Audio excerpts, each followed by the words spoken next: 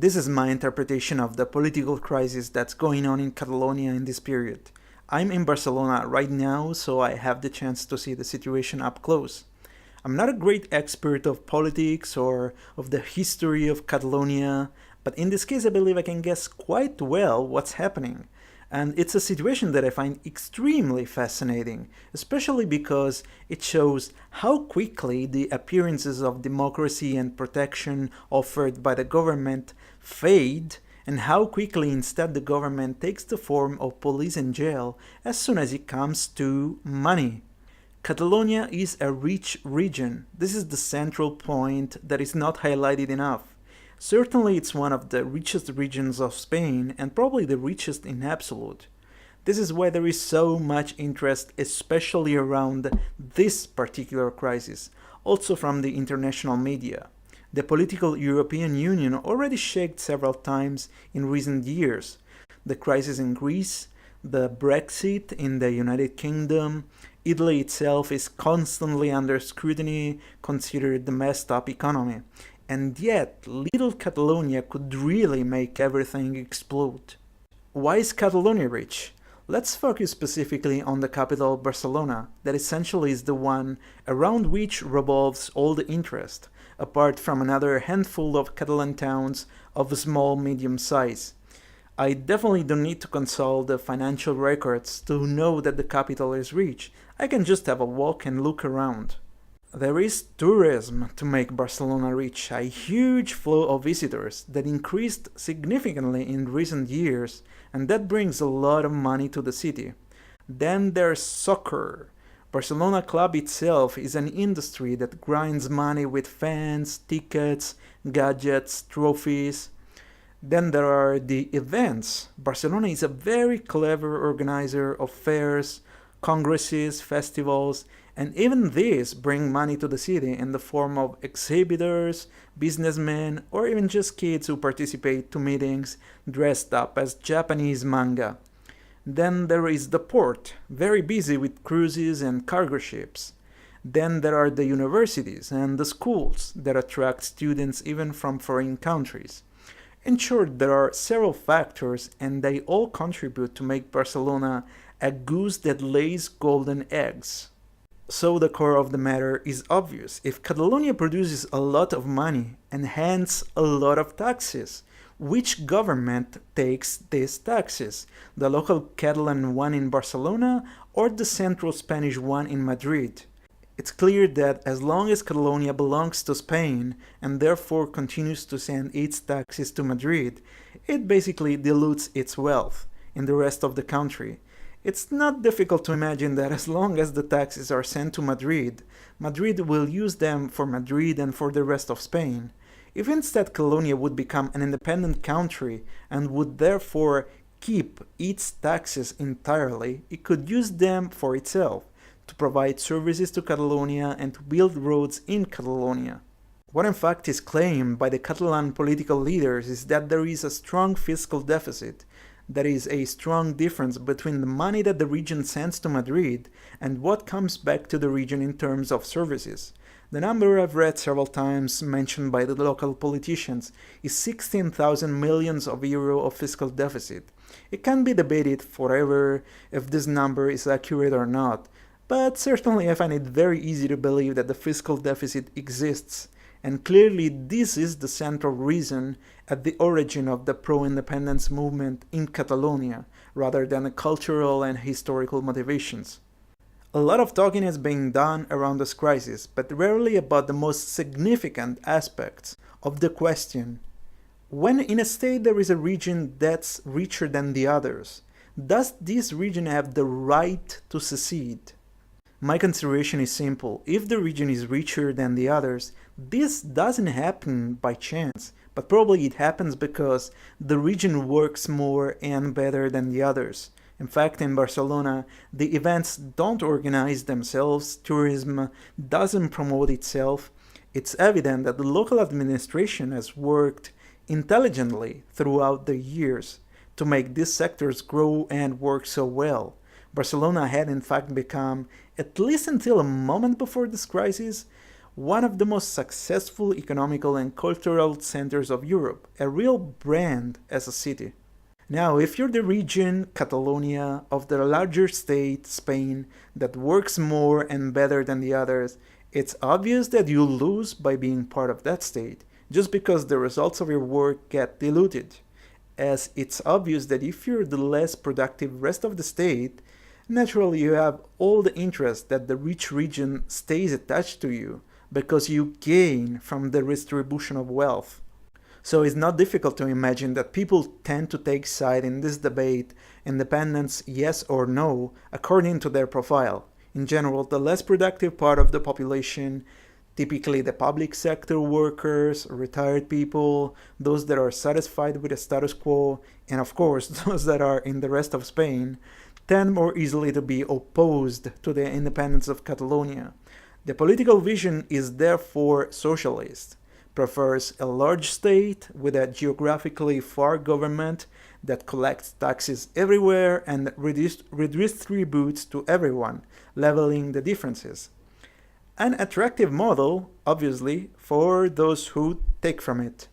To this side, anyway, are added also those that give importance to historical arguments about how the Spanish kingdoms were formed centuries ago, and legal arguments about the fact that the referendum for independence that was done recently in Catalonia was illegal. I leave out the historical arguments that I find truly irrelevant in this case. Who cares about what the royal families have done centuries ago in a past that doesn't exist anymore? Instead, what's really impressive is how often is repeated that the referendum organized by the Catalan government, the one that took place on October 1st, 2017, in a climate of strong tension, was illegal. Of course it was illegal. Whenever a referendum to become independent from a state was legal according to the law of that state. If I want to secede from a state, of which for a series of reasons I'm unhappy to be part of, I have to necessarily go against its law and its constitution, and therefore do things illegally. There's never been in history an independentist movement that was legal, simply because the concept makes no sense. However, many people have been conditioned to associate a positive meaning to words like legality, unity, so those that hold power repeat them often to promote their agenda. For example, the leader of the Spanish government, Mariano Rajoy, continues to repeat that he is willing to have a dialogue with the Catalan leaders only if they will accept to return within the limits of legality and constitution. That is, if they will continue to belong to Spain and send the taxes to Madrid. Even King Felipe, a figure that is more institutional, but he also succeeds in manipulating some opinions, gives speeches with the frown face and the serious tone, remarking that what Catalonia is doing is illegal. In theory, it seems obvious to me that, at least in the long run, Catalonia would be better off if it would become an independent state. We must say, however, that practice is a whole different story. Today you don't take away pieces from the European Union without undergoing a series of financial blackmails and reactions. As soon as you try to secede from the Union, a whole game begins with banks and businesses that move their legal headquarters from one place to the other. And in the short run, your economy suffers a lot. Even tourism is very sensitive to this type of crisis. Here in Barcelona, for example, the tourist flow dropped in the latest months. I see it with my eyes because people were scared seeing the attacks during the referendum on television. So we must consider that to the side of people that are against the independence are added also the people with another profile, those that only notice the negative consequences in the short run, or those that understand that there would be advantages in the long run, but are in a financial situation that is so precarious that they can't afford to miss even one salary, or to lose clients in the restaurant or hotel, even for a month or two. The discussion about the independence of Catalonia actually has been going on for many years, but in the latest months there really was a sudden acceleration. After probably many years of failed attempts of dialogue between the two governments, the Central Spanish one and the local Catalan one, the Catalan government decided to ask directly to the Catalans what they wanted with a referendum. Do you want to become an independent republic or remain a Spanish region? The Spanish government from the beginning reacted very hardly, trying to abort the referendum and not making it happen at all. They knew that the sentiment for independence is strong in Catalonia. The date planned was October 1st, 2017, and already before the date, the Spanish government had started to go after the organizers and incarcerate people. However, the organization continued and the date came close. The Spanish government sent soldiers to try to forcefully prevent the vote, sequestering the voting papers and blocking the voting stations. Note that Catalonia does not have its own army, only a small local police called Mossos de Escuadra, that during the vote anyway refused to obey to the Spanish orders to block the vote and stayed watching. This is a key point of the situation. The Spanish government disposes of an army, the Catalan one no. The day of the vote arrived, and it's the one in which the situation got out of hand. The scenes are those that appeared in all the news, that scared also the tourists. Soldiers showing armored trucks, some shootings, and many people wounded. The voting session happened anyway, even if in a disordered way, and said independence. Probably the Catalan leaders originally didn't want to reach the point of declaring unilateral independence, as it happened later, but wanted to leverage this result to have more strength in the negotiations with Madrid.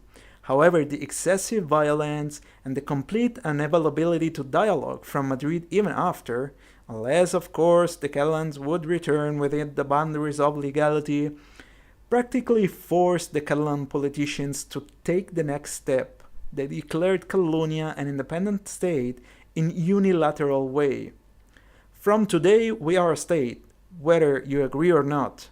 Following this, a new escalation. The Spanish government reacted by applying the famous Article 155, of which I ignore the formal contents, but this basically means that they dismissed the leaders of the Catalan parliament, kicking them out of the palace of the local government, the Palace of Generalitat, that's here in Barcelona, in Plaza Sant Jaume, and also incarcerating several of them for rebellion. Here was interesting the choice of the Catalan president, Carles Puigdemont.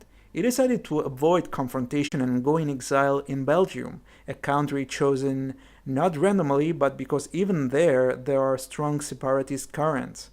I wonder how it would have gone if instead Puigdemont and his colleagues would have refused to physically leave their offices in the Palace of Generalitat, leaving in front their small army of Mossos de Escuadra.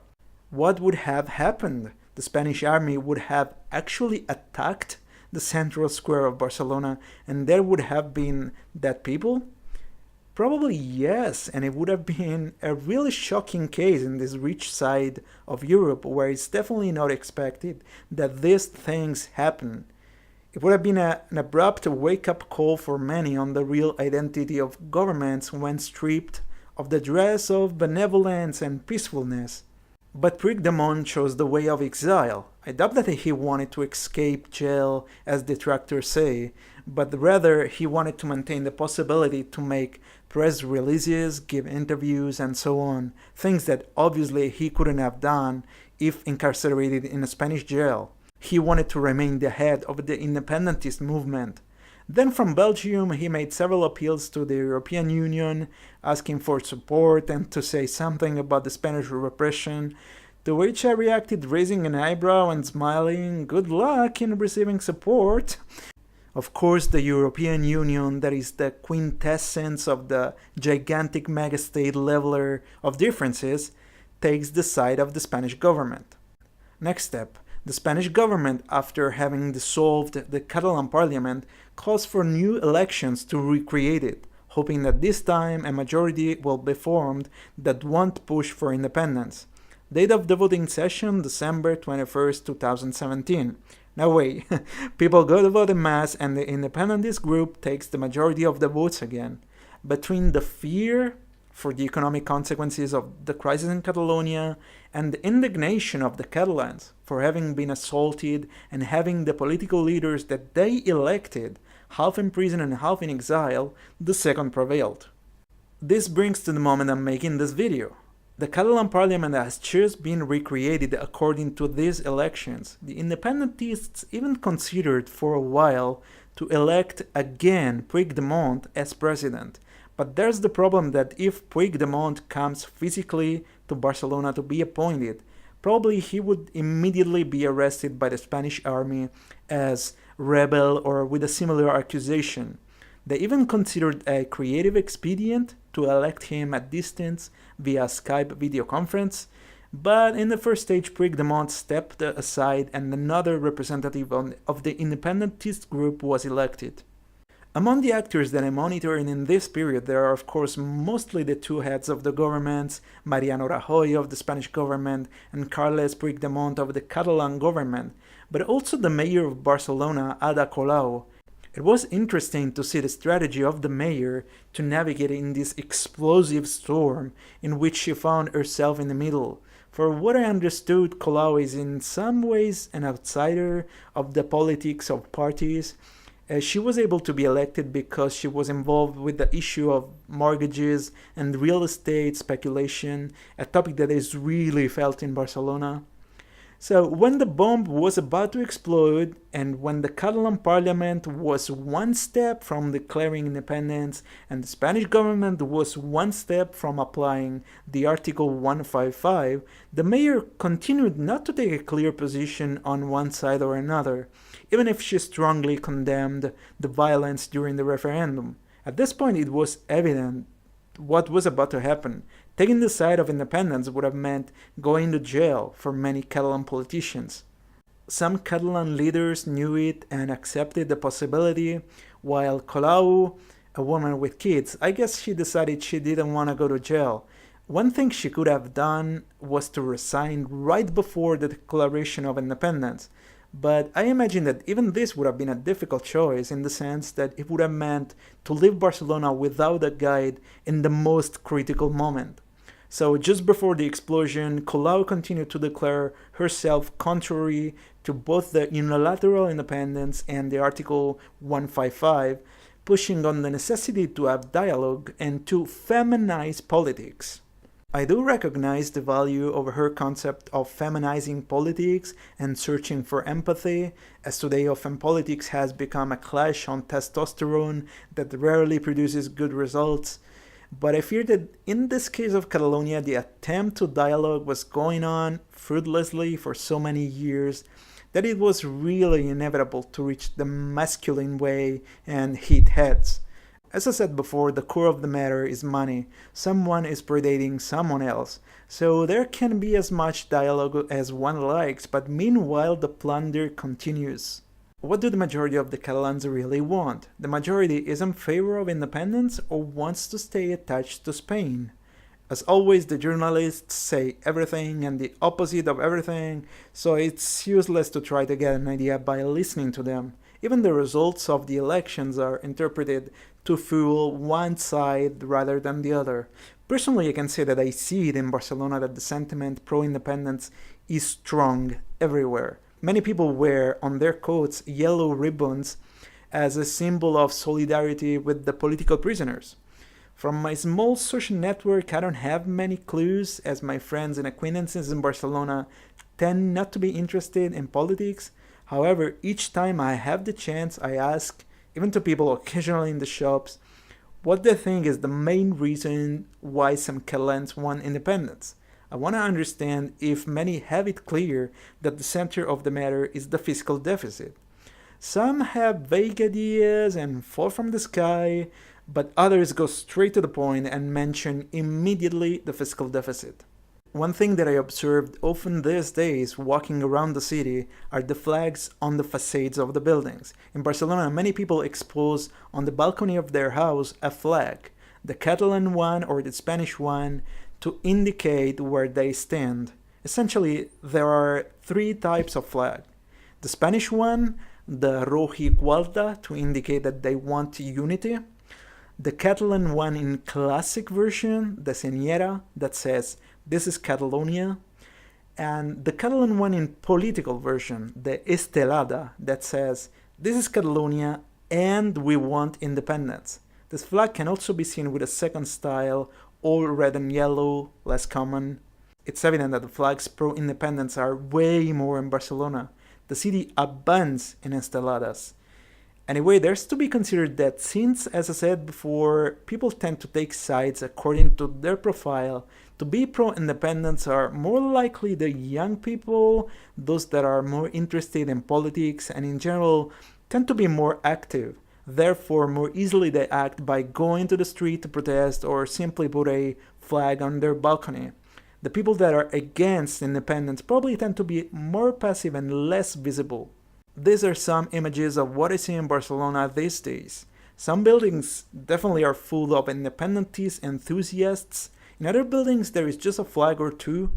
There are certainly some flags pro-Spain, and even situations that are quite amusing like this, in which two neighbors, one next to the other, are exposing one the pro-Spain flag and one the pro-Catalonia flag. Who knows in what terms they are if they say hi to each other when they meet in the staircase. Recently, I even did a train trip outside of the capital, and while in Barcelona some flags pro-Spain can be seen, in the little towns of the province instead I noticed almost exclusively independentist flags. This goes along well with an analysis of the results of the vote that I listened to, according to which it's in the rural areas of Catalonia that the independentist vote was much stronger. It's difficult to imagine how this situation will evolve. In the meantime, in this climate of uncertainty, Catalonia's economy definitely had a knockback. A number of businesses ran away outside of the region and tourism decreased. In theory, in the long run, the situation should return normal and tourism come back. After all, the monuments and the various points of interest remain in Barcelona, and tourists tend to have short-term memory. However, we'll have to see if the new Catalan parliament, that is again with the independentist majority, will want to use the momentum of this last election and push once again in the direction of independence. In this case, there could be a new conflict on a diplomatic level, but also, if it gets there again, on a military level. For sure, the Spanish government will do everything to not let escape the goose that lays golden eggs. I want to make a last consideration about cryptocurrencies, a topic that is really trendy in this period. Among the events that happened in Catalonia in the latest months, one that hit me happened just before the referendum on October 1st, 2017, when the Spanish government was trying to sabotage the organization and was threatening to seize the funds of the Catalan region if the preparations would have continued. In reply, Julian Assange was proposing that if the Spanish government would have done that, the Catalan organizer could have continued to fund themselves using bitcoins. I remind that Bitcoin is only one particular cryptocurrency, the oldest and the most famous, but by this time hundreds of cryptocurrencies exist, some of which actually are just speculative jokes, while others are instead serious projects with behind working and researching teams that have a big potential to respond to needs of the real society. Among the aspects of the cryptocurrency revolution, there is the fact that they make banks and governments lose power. Since many cryptocurrencies make trading possible between entities without intermediaries and the trades are difficult to track, governments cannot simply anymore order to the bank to show them the money movements done by someone and then order to confiscate the funds. It's clearly a very positive aspect for those who have a libertarian vision, that is, to believe that the governments often are machineries that are too big, invasive, and inefficient, and believes that society would benefit if they would lose power in favor of the free market instead.